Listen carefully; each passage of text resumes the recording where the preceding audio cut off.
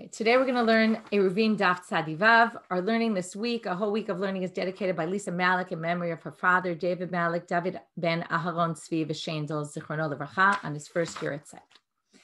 Okay, we are now going to start.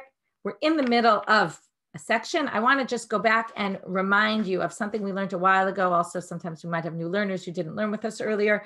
If you remember, there was a whole sugya about tefillin in general, right? We're talking now about tefillin. And if you remember, we had a whole sugya about tefillin and about how it's a mitzvah that people were not moser nafsham alav. People weren't really keeping the mitzvah so much. And it's a big question as to why that happened. So I'll review some of the reasons that we gave then. One of them is because it needs guf naki. You need to have a clean body. You need to make sure while you're wearing the tefillin that you behave, that you kind of keep your body in a certain way. There's all sorts of issues there. And that might connect with the issue of women. It's one of the main reasons people say that even though women, it's one of these mitzvot aseh shazman grama, right? The time-bound mitzvah that women are not commanded to do. Although today we're going to raise questions about that whole thing. But that the halacha is that women are not obligated.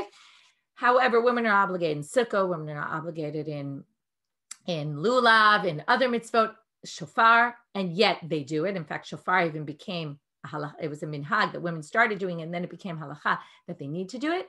So why is tefillin different? And one of the main reasons given is because it requires guf naki. And because of that, women, first of all, with menstruating, and I think that might be a big issue as to why they didn't want women wearing them when they were menstruating. It was this idea of them not having a guf naki, which also, by the way, is affected by the perspective of the rabbis on menstruating women in the Yemei HaBeinayim, in the Middle Ages. It changed. It was not the same way in the time of the Gemara, but in the time of the Middle Ages, it was this idea that it was kind of taboo, and they made all these more keeping farther away from women who are in nida, who are menstruating. That's a whole topic in and of itself.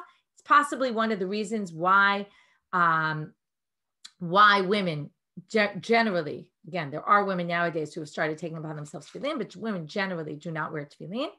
It could be because they just weren't interested in wearing tefillin. In other words, some of the issues that the rabbis relate to, like sukkah and lulav and shofar, were because the women started doing it. For whatever reason, we don't know why, but women didn't start wearing tefillin every day. Maybe it wasn't easy for them to do that while they were raising children and everything else.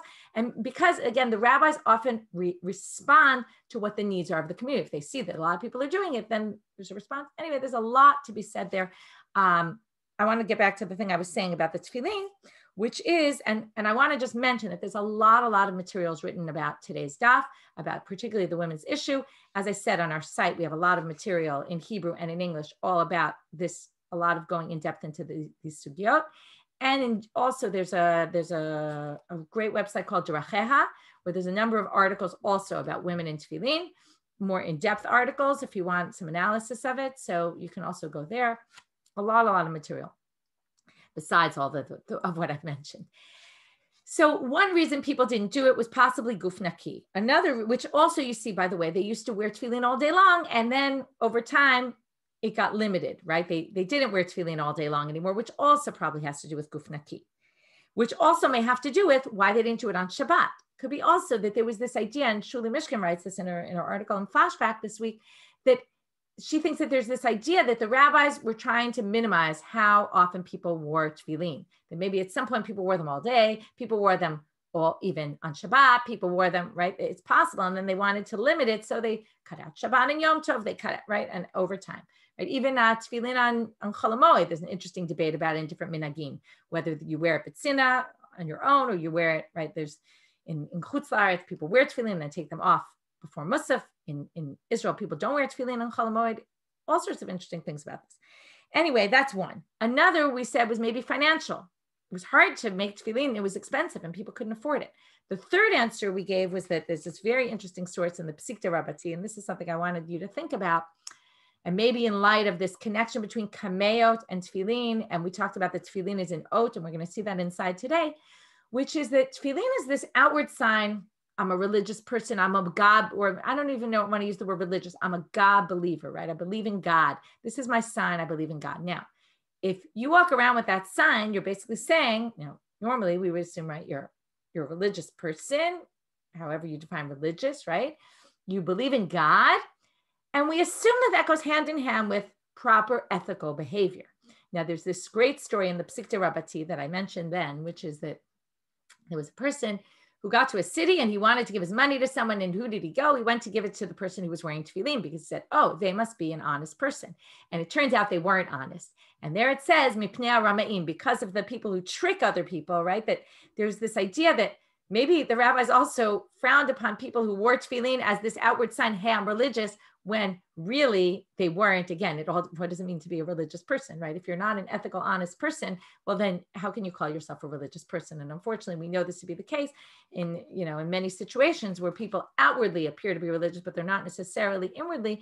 And maybe that was also this issue with tefillin, that if you're going to wear tefillin, then you have to play the part, and you have to be like tocho kebaro, right? Your insides are like your outsides. Anyway, these are all some interesting ideas. I just didn't want to teach this section without mentioning them, which just reminded me that idea of this outward sign. It's like the kameo, right? You're wearing something around your neck that reminds you about God. It's your reminder, and it's also a sign that I believe in God, right? You see people walking around with a Jewish star, oh, they're Jewish. Oh, right. These are signs that we carry around to say who we are and what we believe in. But then you also have to live up to who you are and what you believe in. Anyway, it's just interesting thoughts. So now we're going to go back to our sugya. I'll pull up for a quick minute the sheet. And in the sheet, I made a chart in the beginning about hamotzei tefillin. Okay, so we had Tanakama says zug zug, Rabban Gamliel says shnaim shnaim. So we suggested, we're going to have 5 suggestions to what the root of the debate is. I'll review quickly the first 3, and now we're going to get to 4 and 5, which start at the beginning of our daf. The first one we said, it's just a matter of, did they hold like Shmuel bar Yitzchak that you can actually physically put on 2 pairs, or maybe you can't fit 2 pairs on your arm or on your head. And then we said, oh, no, that's not the reason. It's not a reality, can you or can't you? Then we said, so we rejected number 1. Number 2 was, maybe the debate is, and this we're going to get into a lot today, is Shabbat. Are you supposed to wear tefillin on Shabbat? If you are, Tanakama says, well, then you're fulfilling your mitzvah by wearing them, and then you can't wear more than 1 because that's forbidden by the Torah to add on to what the mitzvot are. And if you're supposed to wear 1 pair, you can't wear 2 pairs. Rabban Gamliel says there's no mitzvah of tefillin on Shabbat, and therefore you're not fulfilling a mitzvah when you do it. Shabbat lavzman tefillin. And therefore the rabbis allowed this for what purpose? They allowed it so that we could carry it home.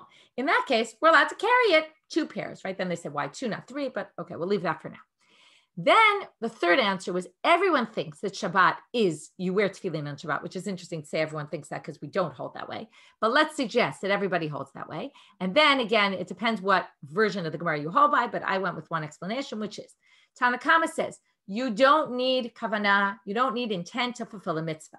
Therefore, if you wear 2 pairs, you're fulfilling a mitzvah, right? By wearing 2 pairs, you're fulfilling the mitzvah double, which means bal tosif, you're adding. Rabban Gamliel says mitzvot need kavanah, and therefore by carrying 2 pairs, even though it's a time to fulfill the mitzvah, you're not intending to fulfill the mitzvah by wearing these tefillin, you're just intending to carry them. Therefore, there's no bal tosif because you didn't have intent to do the mitzvah. Okay, now we're going to get to numbers 4 and 5. Ibai dema, some say de kule alma, let's say lo bai kavanah. Really, mitzvot don't need kavanah. You don't need intent to fulfill a mitzvah. So therefore, theoretically, it should be okay, according to both, to carry 2 pairs. So now we're going to have to explain what's the issue for Tanakama. The whole machloket is, you might not need intent to fulfill a mitzvah, but in order to be obligated for adding onto a mitzvah, okay, you're not allowed to change any mitzvot in any way. But let's say you did it without intending to add on. Okay, let's say, I'll give you an example that's going to come up. Let's say you decide to sit outside in your sukkah on the 8th or in outside of Israel on the 9th day of Sukkot. Okay, let's say you intend, right? It's not Sukkot anymore. You're not allowed to sit in the sukkah more than 7 days, right? In Chutz La'aretz, that's why there's all these interesting minhagim about the 8th day. Do you sit in the sukkah? Do you not? Part of it, or there's a whole debate about why it is, but some people say it's because of bal tosif, because you look like you're adding on an 8th day of Sukkot. So let's say you sit in the sukkah just because it's nice out. So now, if you need intent to fulfill a mitzvah, right? You need intent to be over on bal tosif. You're not trying to add to the mitzvah. You're just sitting outside because it's nice out. So Tanakama says, in order to be over on bal tosif, lo bai kavanah, you don't need any intent to be mosif.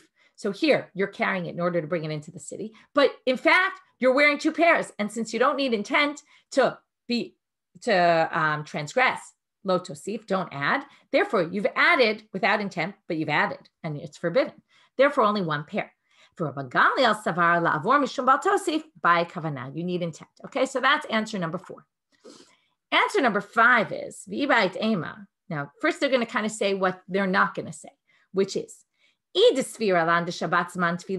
going to say, you could also say the following. The last two assumed that Shabbat is a time for mitzvah. It's just a matter. Do you need intent either to fulfill a mitzvah or do you need intent to transgress adding to the mitzvah? But according to this, if you say Shabbat Zman Tefillin, according to the 5th option, everybody agrees if you're going to say Shabbat is Zman Tefillin, we're going to assume you can't have 2 pairs because you don't need intent for a mitzvah and you don't need intent to transgress Bal Tosif. So you're going to have a problem to wear 2 pairs of tefillin if tefillin is really the time can be done on Shabbat. So therefore, they now suggest that here they must be talking about, now they don't say this in words in the Gemara, but what they're saying is they therefore must be talking about Shabbat is lav zman tefillin. It's not a time for tefillin. And then the question is, and here the sukkah example is much more relevant, the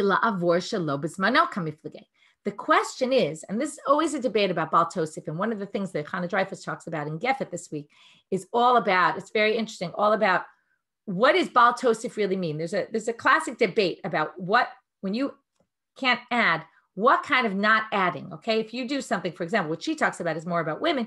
If you do, for example, the mitzvah aseh that you're exempt from, mitzvah aseh shelo hazman gramad, that's a time-bound commandment, and you're right, you're not commanded, and you do it, are you over on Bal Tosif? Is Bal Tosif just something you're not commanded to do?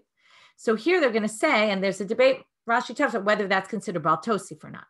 But anyway, that's going to come up from later in the Gemara, but it's in general an idea about what does it mean to be adding. So if you add when it's not a time for a mitzvah, is Bal Tosif, right now it's the time to do the mitzvah, and if you add to it, like for example, the classic are, you put 5 boxes in your tefillin instead of 4, right? 5 sections. Or you take 5 minim, you instead of lulav, etrog, hadassim, and aravo, you add another 5th one. Okay, that's Bal Tosif. But here, you're trying to do something when it's not a time for a mitzvah. So Tanakama Savar, lo bai kavana, even if you're doing something when it's not a time for the mitzvah. Okay, so right now, it's Shabbat. We're not supposed to wear tefillin, but yet I do it anyway. I don't need intent that I'm doing this for a mitzvah in order to be over on Bal Tosif. I'm over on Bal Tosif. I've added, even though it's not the time for the mitzvah, I've added, and maybe because it's not the time for the mitzvah, here I'm doing something additional, like sitting in the sukkah on the 8th day. For Rabban Gamliel savar la'avor shelo b'zmano by kavana. No, when it's not the time, when it's the time for a mitzvah and you're doing extra, it's a problem. So you definitely can't wear 2 pairs of tefillin if Shabbat was a time for tefillin. But since Shabbat is not a time for tefillin, and I'm not intending to do it for the purposes of the mitzvah, then it's not Bal Tosif. And that's why you could wear 2 pairs. And that's the root of the machloka between them.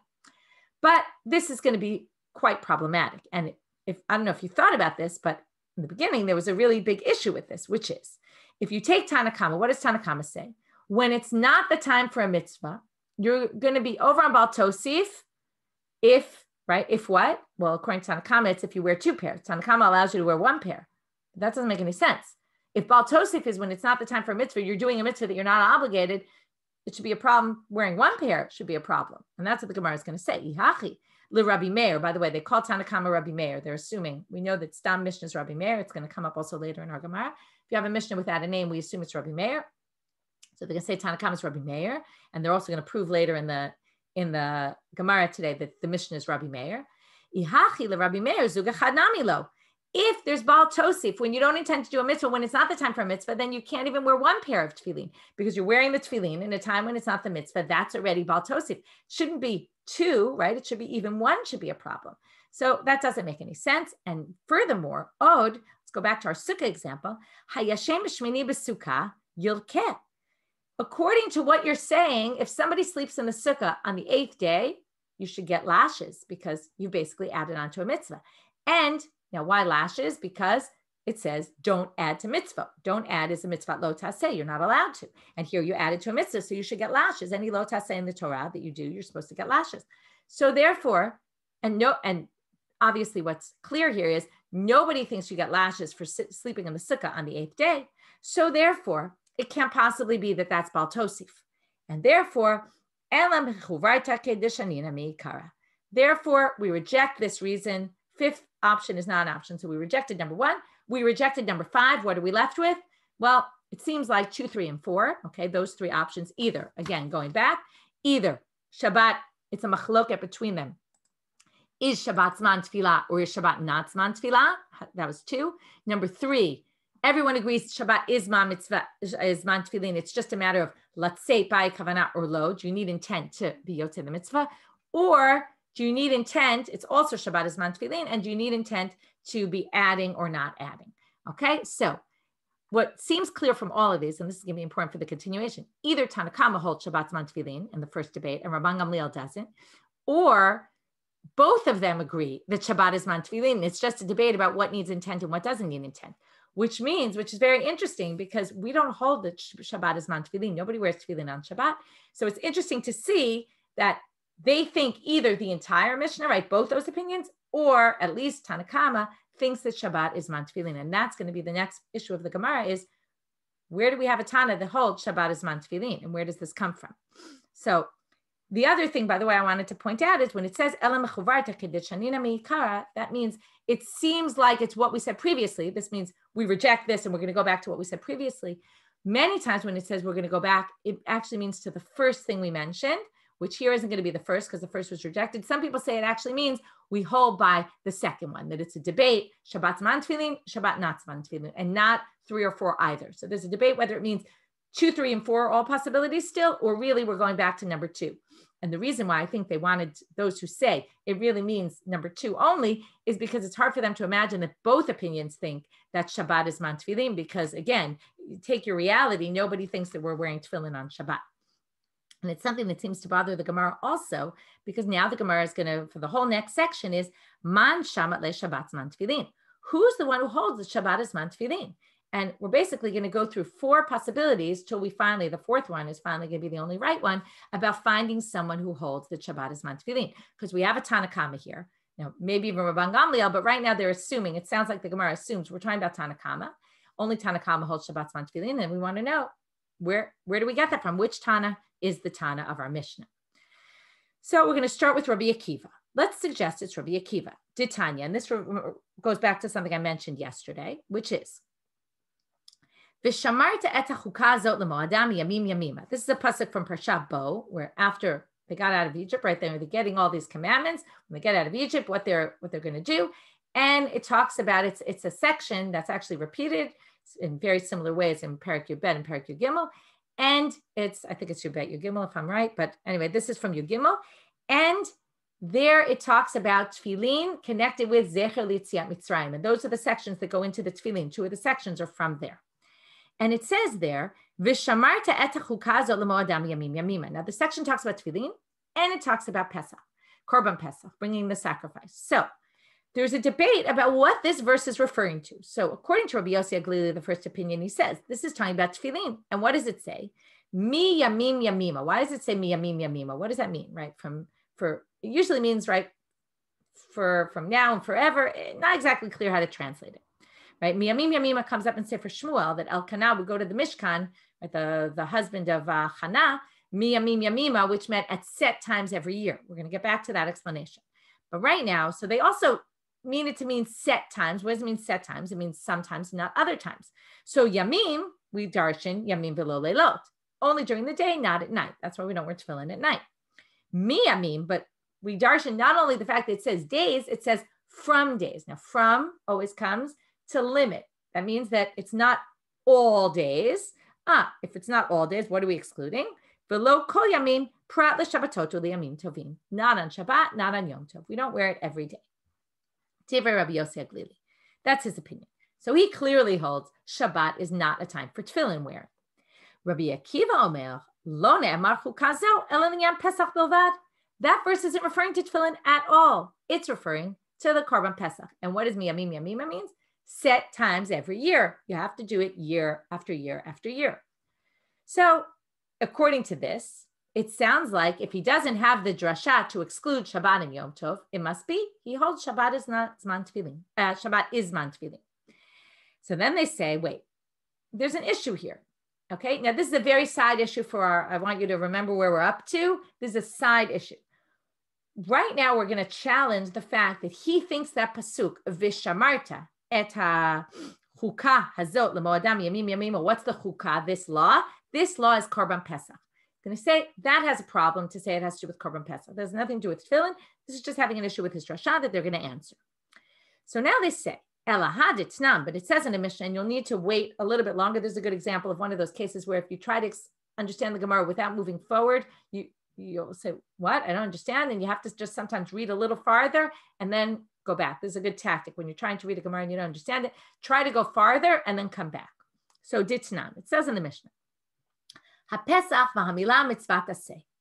Pesach and Milah are very unique. Both those, Korban Pesach and Brit Milah, are unique in the sense that they're the only two positive commandments that you get karet for. Karet means, right, you get cut off early, which is not clear what exactly the punishment is, some sort of punishment of death in the hands of God. So, according to this, their mitzvot aseh, which means what they're trying to say in this Mishnah is, normally, okay, for those who learned the cycle before, a whole Masechet Kritut is all about karet, and mainly about anything that you're obligated karet. If you do it intentionally, if you did it by accident, unwittingly, you have to bring a korban chatat. We talked about that in Shabbat a lot, right? That all the time it says chayav, it's talking about the korban if you did it unwittingly. That's because Shabbat is karet. But Shabbat is a lo taseh. So here they say, well, these both have karet associated with them, but if you accidentally didn't do korban pesach or not brit milah, you don't bring a korban chatat. So now they're going to say, Lema telok Rabbi Akiva. It sounds like, according to what Rabbi Akiva's drasha, he would say this would end up not being according to Rabbi Akiva. Does that make sense?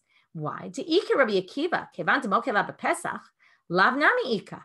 If he says this verse is talking about Pesach, he must assume that there's a negative commandment associated with the Korban Pesach.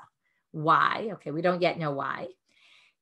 Why? Kid Rabbi Avin, Amar Rabbi Eli, as Rabbi Avin says the name Rabbi Eli, Da Amar Rabbi Avin, Amar Rabbi Eli, because he says, Kol makom shenemar hishamel pen ve'al eno ela b'lo taseh. Every time you see the words hishamer, beware, pen, lest you come to something, or al, don't, rather than lo. Okay, lo and al are very similar, but normally you'd say a lo taseh. Any lo taseh is when it says the word lo, like let's take the 10 Commandments. Lo tirtzach, lo tignov, lo tignaf. All those are negative precepts. It says the word lo. But now he says that there's all sorts of other words in the Torah that also connote negative commandments. So one of them is hishamel. So now we say, look at our pasuk. Vishamarta et hachukah azot yamim yamima. Shamarta means negative, which means you'd have to bring a korban chatat. So are we going to say that Mishnah doesn't go like Rabbi Akiva, because Rabbi Akiva thinks that that's talking about Pesach, and that Pesach, according to him, would have a negative commandment associated with it? So they say, no. You misunderstood that line about Rabbi Avin. Afilu tema Rabbi Akiva, hishamer de lav lav, hishamer de aseh aseh. When it says, beware not to do something, then it's a negative. When it's beware, do something, or observe, right? Hishamer, be careful, then it's positive, and then it's not negative, and therefore this isn't a problem. That was a total side issue. But now we're going to get back to our main issue. We wanted to say, because he doesn't hold by the drush of Rabbi Yossi Aglili, he must hold tefillin is your chayav on Shabbat. So now they're going to question that. Doesn't it say in a Braita? He's got a different source. It's true he doesn't hold by Rabbi Yossi Aglili's drasha, but he has a different source, and I mentioned this yesterday, as to why you don't do tefillin on Shabbat. Rabbi Akiva Omer, Yachol yaniach adam tefillin b'Shabbatot b'yamim tovim. Talmud lomar, v'haya lecha la'ot al yadecha. Mi shetzrichim ot, yatzu elu shehen gufan ot. So what do we say? Right? You need an ot al yadecha. It's only if you don't have another sign. Shabbat is oti beni ubencha, it says in the Torah. Shabbat is an ot. Yom Tov is an ot. That's a bit of a problem. It doesn't really say ot by Yom Tov. Where do we get that it also includes Yom Tov? So some people say that each Yom Tov has its own sign, like matzot, sukkah. Okay, Shavuot is a little more tricky, but that somehow you would have to say that it also is an ot. And therefore he has a different drasha. It's because you don't need it on Shabbat. Okay, and that's the issue. And then, right, this connects more with our sign about I'm religious, right? That I'm a religious person, and that whole problem with that story where the guy wasn't honest. And it also connects a little with the kameo, where the blur the line between tefillin and kameo, right? There's signs that we believe in God. Anyway, according to this, he has a different source, so therefore it can't possibly Rabbi Akiva, who's the one who holds the Shabbat as man tefillin. So we're back to square one. So now let's try a second answer. Ela haitanahu detanya haneor balayla ratza choletz ratza miniach. If you're up at night, if you want, you can take your tefillin off. If you want, you can leave them on. Rabbi Natan, divrei Rabbi Natan. Yonatan Kitoni Omer, ein menichim tefillin balayla. He says you don't put on tefillin at night. But the first opinion seems to say you can wear tefillin at night if you want. Rabbi Natan. So what do they say? Midalayla letanakama zman tefillin. Shabbat nam zman tefillin. Since he thinks you could wear tefillin at night, Tanakama, which is really Rabbi Natan, since Rabbi Natan thinks you could wear tefillin at night, he must think you could wear tefillin on Shabbat. What's the connection? Obvious connection. Rabbi Yossi Aglili said, Yamim comes to exclude night. Miyamim comes to include Shabbat. So if you hold by one, you hold by the other. If you don't hold by one, you don't hold by the other. So this one obviously didn't hold by that. So you must assume Shabbat is not Zman Tefillin. Sorry, Shabbat is Zman Tefillin. There's no exemption. But then they basically say, why are you connecting those two, right? We just saw Rabbi Akiva who didn't connect those two, right? So Dilma Sfirale, Laila's man tefillinu, Shabbat loves man tefillinu. Dahashamina Leila Rabbi Akiva, Damar, Laila's man tefillinu. Now it's interesting. Rabbi Akiva didn't actually say Laila's man tefillin, but they're saying Rabbi Akiva's whole drasha was you don't wear them on Shabbat because Shabbat is already an oath. Has nothing to do with night or day, right? The whole night day thing was learned from the other drasha, which Rabbi Akiva didn't hold by. So therefore, you can't necessarily connect those two. So moving on to drasha number 3. Finally, we're getting to our real ikar of the sugya that we've been waiting for, which is Michal bat Kushi, who wore tefillin. So let's go. Elahai Tanu. It must be this Tana. And if you've heard this story about Michal bat Shaul, we're going to see that today we're going to learn in the sugya that there's a lot of different opinions that you might not have actually seen. So here goes. So who's the Tana who holds Shabbat as man tefillin? Ditanya. Michal bat Kushi hayta manachat tefillin. Velo michuba chachamim. These are 2 women who did mitzvot that they were seemingly exempt from, and the rabbis didn't stop them from doing it. And we've always assumed when you read this source that why did the rabbis not stop them? Because if you want to opt in, you're allowed to opt in. But that's not what the Gemara thinks right now. The Gemara thinks, interestingly, that what?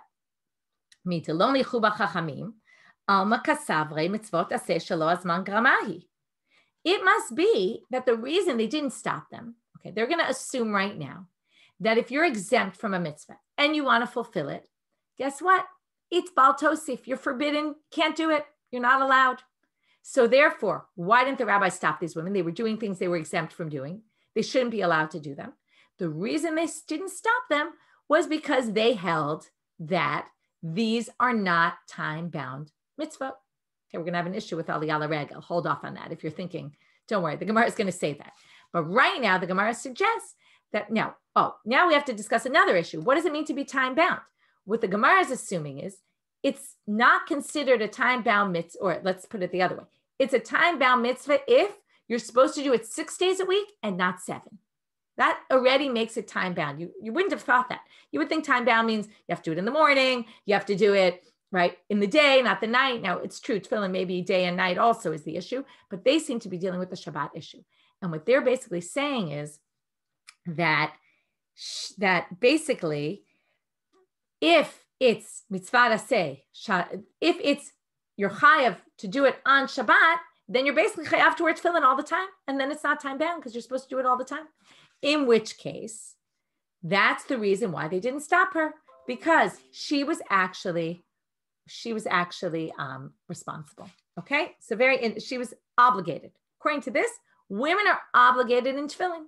Okay, that's what it seems to say here. Okay, you have to wonder why other women didn't do it. But anyway, now we're going to say, Vidilma, okay, they're going to obviously reject this. Vidilma Sarvalak Rabbi Yossi, Damar Nashim Samchot Reshut. No, maybe it has to do with what we thought it had to do with, which was the reason they didn't stop her was if you want to opt in, you can opt in, that's okay, right? What is Nashim Samchot Reshut?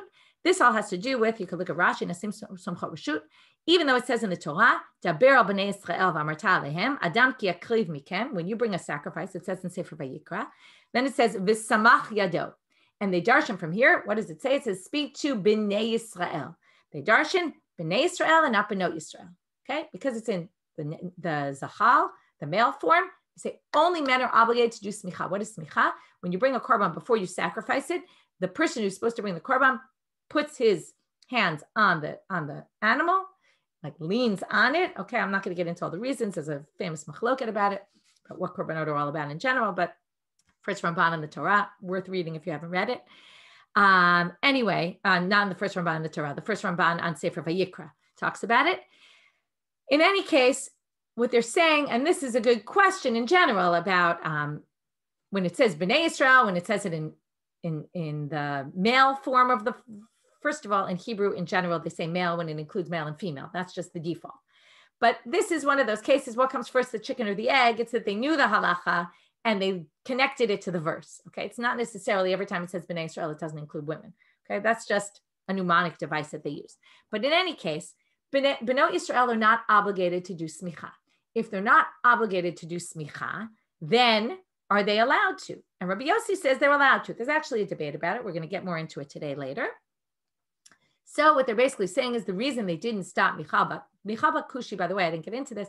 She's considered, they assume that we're talking about Michal, this daughter of Shaul HaMelech, okay, King Saul, and Yonah, the Ishto Shel Yonah is the famous Navi Yonah ben Amittai. Kushi, why is he called Kushi? So in Sefer Tehillim, he's called Kush ben, I think it says Kush ben Kish or something, right? That's Shaul because his father was Kish. Anyway, there's an assumption that we're talking about Shaul. But in any case, we're saying now that that the reason why the rabbis didn't stop them was because Nashim Samchot Reshut, if they want, they can opt in. And it doesn't have anything to do with tefillin, is it Shabbat, are you obligated on Shabbat or not? Because if you don't say that, and now we're going to go back to Yonah.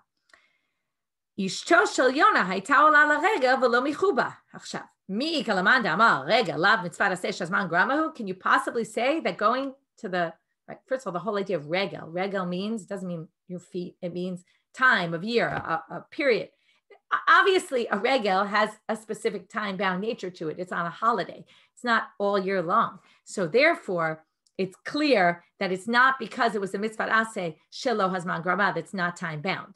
And therefore, ela kasava reshut, for her, it must have been because they let her. Therefore, hachanami reshut. Okay, and the sugya there in Kiddushin, when it talks about this whole, also talks about the mitzvah aseh shazman grama, and it talks, I think it's there where it says that Nashim Samchot Reshut, and that there was this case where the women wanted to do smicha and they let them mipnei nachat ruach. In other words, to make the women happy, they allowed them, right? The women wanted to be involved, so they allowed them to be involved. Okay, I know there's a lot of questions in the chat. It's hard for me to get to all of them. So there was something though, Shabbat is a mitzvah aseh, right? Someone asked about Shabbat, I guess. So Shabbat, I just want to be clear about why Shabbat is not considered a mitzvah aseh shazman grama, even though it is. Women are obligated despite the fact, okay, there's all sorts of mitzvot aseh that are time bound, that women are obligated in any way, like prayers, tefillah, women are chayav, like Shabbat. Okay, this is like a whole other topic. I could give long shirim just on these things. We don't have time in the daf, but just to be aware, Shamor and Zachor, because of both of them, and Zachor, the mitzvot aseh, they're chayav kol sheyeshno b'shmira, the opposite. Shmira are the lo tases, as we saw today. So Shamor means the lo tases. Zachor is the mitzvah aseh, the positive commandments of Shabbat. They say anyone who's obligated in the negative, because women are obligated in all negative commandments, are also obligated in the positive, and that's why women are part of Shabbat, also the mitzvah aseh of Shabbat. Okay, when it comes to, there's all sorts of exceptions to the rule. In fact, I'll already mention that there's some who want to say, or in the academic world, that this exemption of time bound isn't connected to because women don't rule their own time and they have children and they have husbands and they're not masters of their own time, and that's why one suggestion. First of all, it's not clear that that's the real reason. Some people suggest that this was just it was known that there were X number of mitzvot. In fact, Shir and Chamutal in Daf Shalahem this week talk about how many actually they exempt from, and they say it's very few. You think women are exempt from lots of mitzvot? Guess what? It's very few. And that some people claim that they took all the mitzvot that they knew women were exempt from. Not clear why they were exempt from those mitzvot, but women were exempt from them. And then they tried to come up with what's the common denominator between all those things. They said, common denominators, they all seem to be time bound, so let's give it a categorization. And that it wasn't that there was the categorization and then came all the mitzvot, because which explains a lot why there's all sorts of exceptions to the rule, because it's not that they're exempt from every time-bound thing. So anyway, that's another theory about it. This is a fascinating topic. You could speak lots about it. Like I said, there's lots written. If you go to our site, you go to Deracheha, and also online, you can find lots of interesting things. So now they want to say, so where are we stuck with? Remember our original question? I don't know if you remember. Who is the Tana who holds the Shabbat as man tefillin? So just to review quickly. First answer was Rabbi Akiva, because he doesn't hold by that drasha miyamim yamima. Second, we rejected it because he has his own drasha to exempt Shabbat from tefillin. Then we said Rabbi Natan, and then we said, no, can't be Rabbi Natan, right? Who said, if you want to keep them on at night, you can. Night is man tefillin, therefore Shabbat must be. We said, no, those two things aren't necessarily connected. Then we said, maybe it's the opinion about Michal Bat Kushi, who said they didn't stop her. And maybe it's because it's a time-bound mitzvah. It's not a time-bound mitzvah because you're obligated even on Shabbat. They rejected that because of Aliyah L'Regel. It can't be that. So now they say, and we're still going to get to Michal Bat Kushi, don't worry, or women in general. And here we get to the question, Becky, that you asked before class. Did Tanya, Hamotzei Tefillin, I skipped the last 4 words. Ella, hi Tanahi. It must be this Tanya. And we're finally at our 4th answer, which I told you is going to be the real one. Did Tanya, Hamotzei Tefillin, Machnisan Zugzug. This is a bright. It sounds like our Mishnah, but it's going to say something different. If you find tefillin, you bring them in by pairs. Echad ha'ish ve'echad ha'isha. Even women can do this. So if you find tefillin in the middle of the field, you're a woman, you're allowed to wear them. Echad chadashot ve'echad yeshanot. Whether they're new or whether they're old, this disagrees with what we saw in our Mishnah. Only if they're old, not if they're new, because maybe it'll be a kameh, an amulet. Divrei Rabbi Meir. Rabbi Yehuda omer b'chadashot, Rabbi Yehuda oser b'chadashot umatir b'yeshanot. He says new ones not, that's our Mishnah, and old ones yes. So ad kan lo pligi ela b'chadashot b'yeshanot. Now the Gemara comes and analyzes this and says, notice they only had a debate about new or old ones, but aval b'isha lo pligi. But nobody disagreed about women. Why not? Shma mina mitzvah aseh shelo azman gramahi. Must be the Tana, meaning Rabbi Yehuda and Rabbi Meir, which is fascinating because they're two of the very central Tanaim, hold that a mitzvah say that's not time bound. And that's why, according to them, women can put on these tefillin to bring them back because women are obligated in tefillin. Okay, according to them, very clear, according to the Gemara, they think women are obligated in tefillin. The Chom mitzvah say she'enas man grama nashim chayavot says it explicitly. Any non-time bound mitzvah women are commanded. Sounds like they thought that women were obligated in tefillin. So now the Gemara suggests, wait a minute. Maybe it's just that they hold women can opt in, but not that they're actually obligated, and it's not time bound, right? Again, if it's not time bound, it's because people are obligated on Shabbat. So they say, lo sagadatach. You can't say that they hold it's because they can opt in if they want. No, they really hold that women are obligated in tefillin. Lo Rabbi Meir savalak Rabbi Yossi, velo Rabbi Yehuda savalak Rabbi Yossi. Neither of them holds that nashim samchot reshut. How do we know this? Well, let's go through each one. Lo Rabbi Meir savalak Rabbi Yossi. We're basically going to bring in other sources that prove that they don't think people can opt into a mitzvah they're not commanded to, which is also, they have very interesting approaches here. Number 1, tefillin, you have to wear it on Shabbat. Number 2, women have to wear tefillin. Number 3, you can't opt into something you're not obligated in. Fascinating. All 3, fascinating shitot. So, Ditnan, how do we know this? Because it says, if it's Rosh Hashanah and you want to practice, or you want to just blow the shofar, you're not allowed to, unless you're practicing to blow the shofar. Or if you're a child and you're learning how to blow the shofar, since ultimately you'll be obligated, you can. But what does it say here? You don't stop the children if they're practicing. But Hanashim Akvin, it sounds like women who want to blow shofar stam and Rosh Hashanah, they're not allowed to, because women aren't obligated, meaning they can't opt in. And Stamat, and now it didn't say Rabbi Meir, but Stamat Nitim, Rabbi Meir. This is what I said we're going to get back to. Everyone agrees that when you have a Stam opinion, it's usually Rabbi Meir. Below Rabbi Yehuda Savarlaka Rabbi Yossi, and Rabbi Yehuda, how do we know? Ditanya, and this is a Midrash Halacha. Okay, Midrash Halacha is, it's like the Mishnah. It's written from the time of the Mishnah, but instead of the Mishnah, is written in a way that it tells you halachot, like this is the halacha, and rarely connects it to the verses in the Torah. The Midrash Halacha are organized according to psukim of the Torah, and this is quoted from the Sifra, which is on Sefer Vayikra, and they're structured like this one you're going to see, where it starts with a verse and then it derives the halacha from the verse. So it's just a different style than the Mishnah. Daber al b'nei Israel v'samach. So this is what we saw in Rashi before. Bnei Yisrael sumchim ve'en bnei Yisrael sumchot. According to Tanakama, which we're going to see is Rabbi Yehuda, that it seems from here, Bnei Yisrael are not allowed to do smicha. Rabbi Yosef, Rabbi Shimon, Amrim Nashim Samchot Reshut. In other words, the Tanakama holds they can't if they want. Only Rabbi Yosef, Rabbi Shimon come and say if they want, they can opt in. So Tanakama clearly doesn't think they can opt in. And Stam Sifra, Mane, Rabbi Yehuda, it's attributed. There's all these rules. When you don't have a name, depending on which book it is, right? Different books were written with certain, right? They favored certain approaches. So the Stam Sifra is known to be Rabbi Yehuda. So there you see, Rabbi Yehuda doesn't hold, people can opt in. So basically, we end with saying, we finally came up with an answer. It's Rabbi Meir and Rabbi Yehuda who hold that tefillin is a mitzvah raseh she'lo, that's not time bound, because you can do it also on Shabbat. And therefore, women are obligated. And therefore, that's our source for what we were looking for. Again, we don't hold this way, but it's interesting that they have this opinion. And that it's two central figures. It's not two figures that are out there.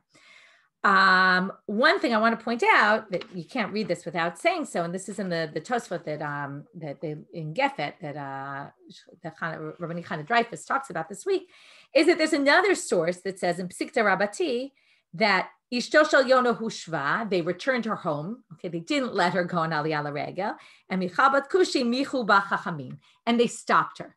Okay, so there's two versions of this story. What exactly happened when she wore tefillin? Okay, and just to mention, because people always say about the daughters of Rashi that wore tefillin, there's no real source for that. It's people say it, but there's no real source for the fact that Rashi's daughters wore tefillin. This is the real source about women who wore tefillin. Anyway, but as you see, there are two versions of it, which I just wanted to point out. Okay, now we'll finish up with the next sugya, which first isn't going to seem so connected, and soon we'll see how it connects. Amar Rabbi Elazar. If you find tchelet, you find something of tchelet in the shuk, lishonot psulot chutin ksherim. If there's strips of wool that are dyed in tchelet, this is what they would use for tzitzit. If you find strips of wool, they're not ksherim for tzitzit, because tzitzit have to be done. This is different than we talked about yesterday. Sukkah doesn't have to be done l'shem sukkah. The walls don't have to be built for the purposes of sukkah, but the threads have to be dyed dyed with tchelet for the purposes for the mitzvah of tzitzit. So if you find random ones, you can assume, right, they weren't necessarily dyed for the purposes of tzitzit. Chutin ksherim, but if they're strings, then threads, then you can assume they were dyed for tzitzit. Sorry, can't confuse the previous sukkah. Maishna lishonot amal adata deglima tzavinu. So now they're questioning and say, I understand. Lishonot, strips of wool, our whole concern is maybe it's for regular clothing. Chutim nami. Why would you think that threads, maybe they were doing it for the purposes of making a cloak out of it. So they say b'shizurim. It's when they're intertwined, like a bunch of, I was thinking the way you have these nice blankets that are woven and then there's pretty threads at the end that they intertwine. So that kind of thing doesn't usually go on clothing. Sometimes maybe you'll have clothing with it at the end, and that's what they're going to ask. But right now they're going to assume you really only tie them like that for the purposes of tzitzit. So then they say, but maybe you put them at the edges of your shirt. Like sometimes you have fringes at the bottom of a shirt. Maybe you did it for that purpose. So they say, it's when they're cut short and they're tied in such a way that we're assuming people wouldn't go through that much trouble unless they were doing it for tzitzit. So basically we're going to assume, and this is about what we can assume about human behavior. It's another one of those sugyot. We assume that people don't bother to put in so much effort just for their clothing. So now they're going to question this from our Mishnah. I'm sure you thought this was a little strange, that they had amulets that look like tefillin. So Rava says exactly that. And I understand, if people won't work hard to cut their threads and tie them in such a way that they would do it for their clothing, then why would people make an amulet that looks like tefillin? Tefillin is so intricate and complicated to make. They're going to sew up a box of tefillin just to be an amulet? It doesn't make any sense. Ditnan, and yet we see that people did do amulets like tefillin, as it says in our Mishnah. Right? We said only if they're old, if they're new, we have to worry. Maybe it's an amulet, and then you don't have to bring it in from the field because it's just an amulet. So Amar Rabbi Zera La'ava Berei says to his son, Puktani Lehu, go teach him. Here, Rabbi's question. Go teach him the following braita. Hamotzei tchelet bashuk l'shonot psulin chutim ufsakim ksherim. Right? If you have lishonot, they're psulim. If you have chutim that are cut, they're ksherim. Lefi she'en adam toreach. Okay, it's kind of, he asked a question on that. he answered him with the same source, basically. He said, it's not the greatest answer, right? He said, it says it's in the Braita, so it must be right. That's what he's saying. So I'm a Rava. Here's a great response. What? Just because Ahava brought this Braita, we're going to hang jewelry on him? We're going to say, oh, you must be right. You're so smart. You know everything. No, it's nice he quoted this Braita, but I still have my question and I'm struggling with it. Perhaps none, as I said. This is like a question that's going in circles. He says, he asks the question on the source, right? He brings back the same source to say, well, the source says so. Comes Rav and he says, well, I still have my question. Vahatznan, right? My source seems to indicate otherwise. Seems like people did make amulets. So again, we're comparing the tzitzit issue that people don't struggle to, right? People aren't going to put in all that effort to make clothes in that way, but yet people will make amulets that look like tefillin. Seems like one and the same. So Rava finally answers his own question. Ela amarava tarach velo tarach tenahi. It must be a Tanaitic debate. This source is one opinion, this source is another, and now he's going to prove it. Titania, from something we already learned today. Hamotzei tefillin motzian zug zug echad ish ve'echad isha. Echad chadashot ve'echad yishanot. Rabbi Meir. Now I didn't discuss this then purposely because we're going to discuss it now, which is, according to Rabbi Meir, even if they're new. Why would he say even if they're new, don't you have to worry it's an amulet? No, because he holds like the Braita about, like what we said about tzitzit, that you don't have to worry that people are going to go so far as to make an amulet that looks like tefillin. No one's going to struggle that much. But Rabbi Yehuda oser b'chadashot u'motir b'yishanot. Rabbi Yehuda thinks people will. Alma mar savar tarach inish umar savar lo tarach inish. It must be that that's the debate between them. Would people make amulets that look like tefillin, or would they not bother? And the one that says they wouldn't bother would match what Rabbi Elazar said about the tzitzit. Okay, if you find these threads, you can assume they were done l'shem tzitzit because no one else would bother to go through all that effort just for a cloak. Okay, we'll finish here for today. Shabbat Shalom. I've given you a lot of food for thought for Shabbat, a lot of ideas about, particularly when it comes to women and mitzvot and even just tefillin in general. So happy reading. You can print out some things before Shabbat if you want, and enjoy your Shabbat.